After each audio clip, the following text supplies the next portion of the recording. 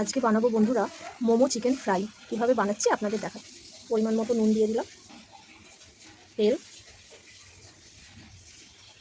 দিয়ে ভালো করে মেখে নেব, জল দিয়ে ভালো করে এবার এটাকে ডো করে নেব। মাখানো কমপ্লিট, ভালো করে আপনারা মেখে নেবেন। মোমো বানানোর জন্য এইগুলো নিয়ে নেওয়া হয়েছে: গাজর, বরবটি, কাঁচা লঙ্কা আর পেঁয়াজ। এইদিকে রসুন, আদা, গোলমরিচ আর টমেটো পেস্ট করে নিয়েছি। এর মধ্যে মাংসগুলোকেও পেস্ট করে নেব। পেস্ট হয়ে গেছে, গোলমরিচটা আর একটু দিয়ে দেবো।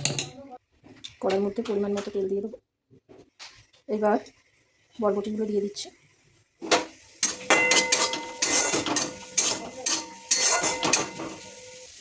গাজর,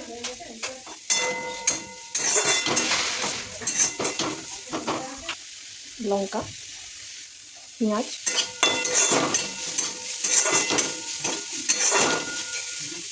মশলা দিয়ে মাংস পেস্টটা দিয়ে দেবো আর সেদ্ধ করা আলু দিয়ে দেবো। সামান্য পরিমাণ সোয়া সস দিয়ে দেবো আর একটু টমেটো সস দিয়ে দেবো। পরিমাণ মতো নুন, হলুদ দিয়ে ভালো করে এটা করে নেবো পুরটা।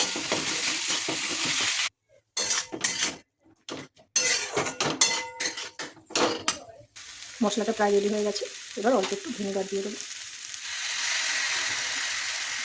আর একটু অল্প চিনি দিয়ে দেবো। পুরটা রেডি হয়ে গেছে, পুর রেডি। এইবার দেখাচ্ছি এরপর কী করব। ময়দাটা মেখে লেচি করে নিয়েছি, এবার বেলে নেব।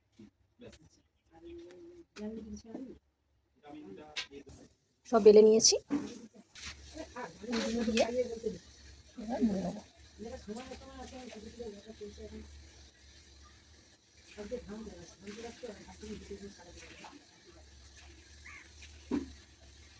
দেখুন এইভাবে করে নেব প্রত্যেকটা।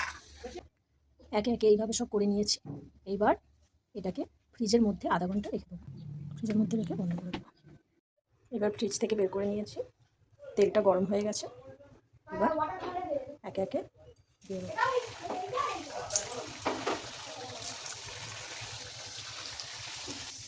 ভাজা হয়ে গেছে বন্ধুরা, মোমো ফ্রাই রেডি।